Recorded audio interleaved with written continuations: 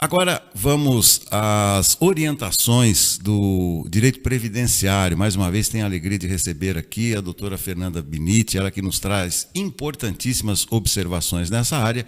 E hoje falaremos especialmente para você que está chegando aí às vésperas da aposentadoria, você que não tem todas as informações necessárias. A doutora Fernanda gentilmente vai nos atualizar sobre isso. Doutora Fernanda, mais uma vez, seja muito bem-vinda ao nosso Farol. Bom dia bom dia a todos os ouvintes do programa Farol, bom dia Roberto, e como aos costumes às terças-feiras, para debatermos, conversarmos sobre direito previdenciário e INSS. Doutora Fernanda, eu ainda percebo muita gente que vem com aquela história, né, encontro com amigos e vem, puxa vida, faltam 3 anos, né, para minha aposentadoria e eu preciso agora subir o meu registro na carteira, melhorar esse rendimento e tal. Ou seja, muita gente ainda mantém aquela ideia que os últimos 3 anos são os que contam. O que a senhora tem a dizer sobre isso, doutora? Então vamos lá. Por que isso? Porque existiu um período... normalmente as pessoas são mais antigas. E aí, a forma de cálculo em que era calculada a aposentadoria, o período básico de cálculo, para se chegar no valor da aposentadoria, levava-se em conta apenas os últimos 3 anos.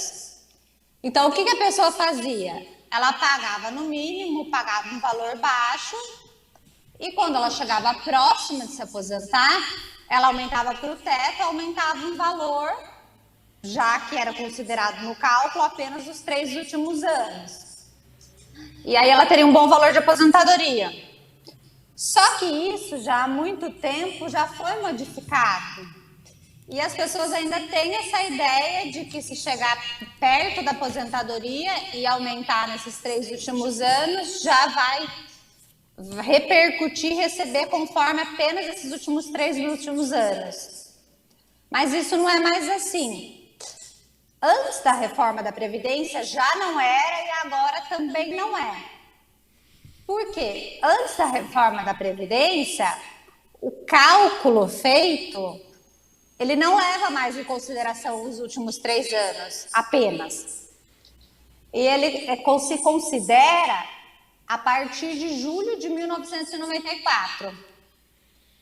Por que a data julho de 94? Foi a data em que surgiu o Plano Real. Então, para que o cálculo da aposentadoria fosse feito sempre na moeda real, sem precisar ter conversão de valores, a lei estipulou que o período básico de cálculo é de julho de 94 até a data da entrada do requerimento. Isso antes da reforma, isso eu estou falando antes de 2019, e isso continua prevalecendo agora depois da reforma. Então não adianta aumentar só os 3 últimos anos, porque isso diluído em todo esse período, de julho de 94 até, por exemplo, 2021, é um período maior, então vai levar em consideração a média de todos os valores a contar de julho de 94 até a data do requerimento, até quando a pessoa pedir a aposentadoria dela. Então, tudo isso é diluído no cálculo. Por isso que é necessário, que é importante a pessoa fazer um planejamento e verificar qual é a estratégia para ela aumentar, para verificar qual o valor que ela pode receber da melhor aposentadoria, já que é uma média de todos esses meses a contar de julho de 94. O que mudou da reforma da Previdência antes de 2019, depois com a reforma, não foi a parte de julho de 94, que isso já era assim e continuou mantendo. Só que antes da reforma, esse cálculo para chegar na média do valor do salário da pessoa era julho de 94, só que eram utilizadas 80% maiores contribuições. Ou seja, havia um descarte das 20% menores contribuições a contar de julho de 94 até a data da entrada do requerimento. Com a reforma, manteve-se que inicia-se o cálculo, o período básico de cálculo, a partir de julho de 94, só que essa média aritmética não tem mais esses descartes. Então, é 100%. Todos os meses, todas as contribuições de julho de 94, agora, né, até a data da entrada do requerimento, se somam e se dividem. Essa é a diferença de antes da reforma para agora. Antes era interessante porque as contribuições menores, que estavam dentro daqueles 20%, elas eram descartadas. Agora não se descarta mais. Todas as contribuições, a contar de julho de 94 até a data da entrada do requerimento, se levam em consideração no cálculo.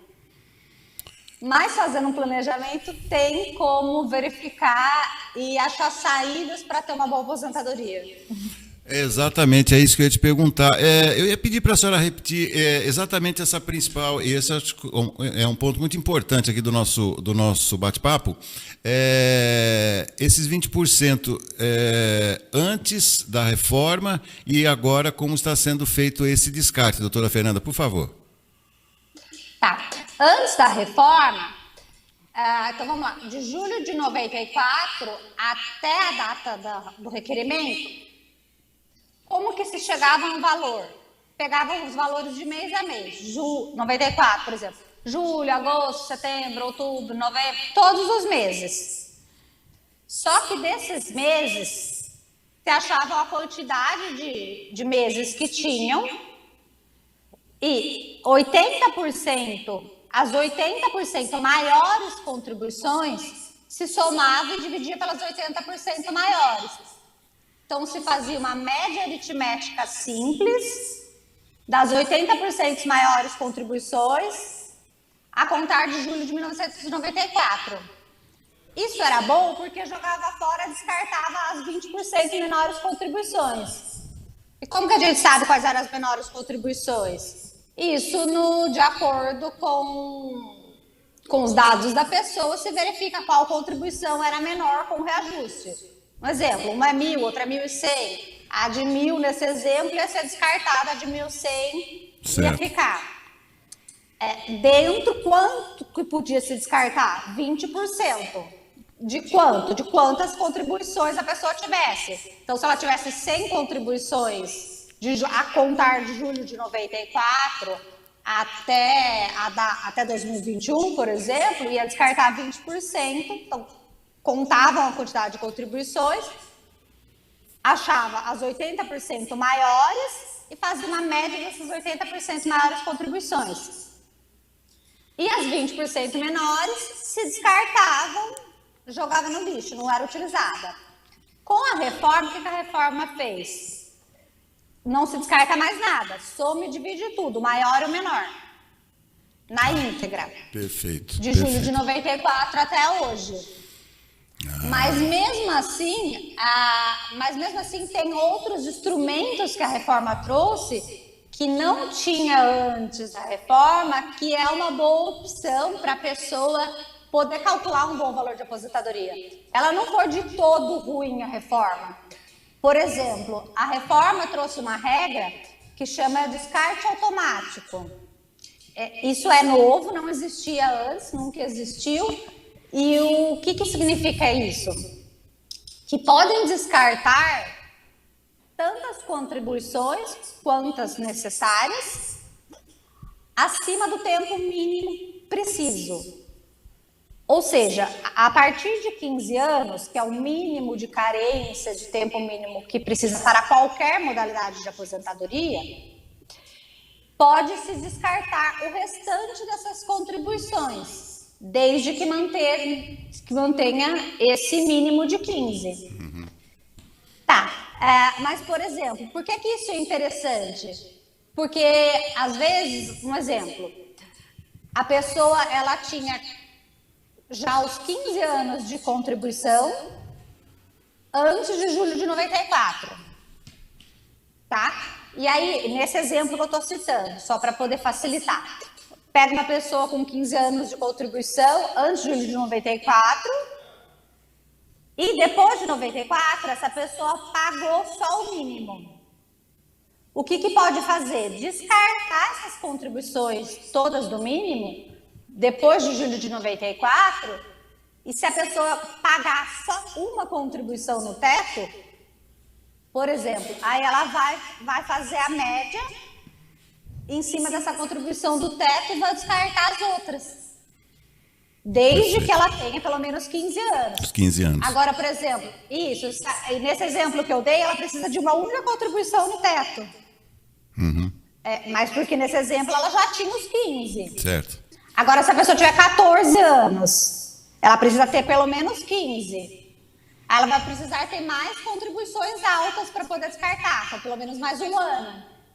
Mas é aqui que está o que muita gente fala, que é a aposentadoria milagrosa, etc e tal. Por quê? Porque às vezes com uma única contribuição no teto, se aumenta o valor do benefício, descartando todas as outras menores. Perfeito. Claro que aí aqui se fazem várias simulações para verificar, descarta 1, 2, 3, 10, 20, 30, quanto que fica a renda, a aposentadoria da pessoa conforme o número de descartes. Porque o descarte pode ser descartado quantas forem necessárias para melhor benefício. Perfeito. E aí são várias simulações. Mas essa regra do descarte automático, ela veio com a emenda constitucional 103, que é a reforma da Previdência, e é algo novo. E ela, bem estudada, ela dá para ser feito um planejamento para a pessoa verificar a melhor forma de aposentadoria. Se ela pagar uma contribuição, 2, para quanto que vai ficar. Além dessa possibilidade do descarte automático, que está previsto no artigo 26 da emenda constitucional 103, existe também como fazer um planejamento de aposentadoria. Perfeito. Dá para planejar a pessoa assim, se ela pagar sobre o mínimo, quanto que ela vai receber? Se ela pagar sobre 2 salários mínimos, pagar sobre 3, sobre 4, sobre o teto. E ali projetar o valor futuro da aposentadoria dela de acordo com essas contribuições. E também dá para calcular um comparativo entre todas as regras de aposentadoria. Por pontos, transição, por idade, enfim, quanto a pessoa receberia em cada uma dessas regras, quanto ela teria que pagar para o INSS, quanto ela teria de retorno de investimento.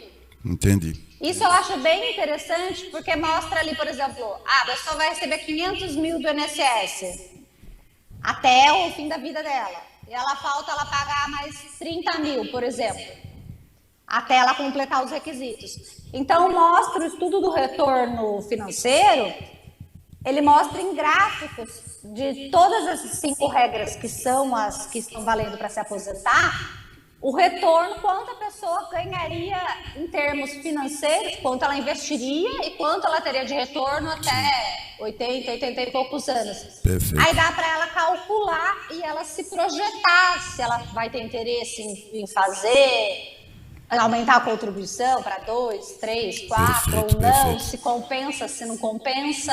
Bom, em cima disso... Dá para se estudar. Sim, perfeito. Nossa, agora ficou muito claro, principalmente aquela questão dos 80-20, ficou bastante claro, pelo menos para mim, e tenho certeza para todos que nos acompanham. E já deixo a proposta para o nosso próximo tema, para o nosso próximo bate-papo, que seriam essas dicas de planejamento para a pessoa que está prestes a se aposentar. Fechado, doutora Fernanda? Pode ser? Claro. Tá ok, bacana. Então, até semana que vem. Muito obrigado. Ó, lembrando, tudo que a doutora Fernanda Minitti acabou de falar, você encontrará também no Spotify, no podcast da doutora Fernanda Minitti. Doutora, mais uma vez, muito obrigado. Uma ótima sequência de semana, essa semana com eleições na OAB. O mundo dos advogados agitado nessa semana. Muito obrigado mais uma vez e até a próxima. Obrigada, eu que agradeço. Um abraço para todo mundo fique com Deus. Até mais. Igualmente, muito obrigado. Amém. É isso aí.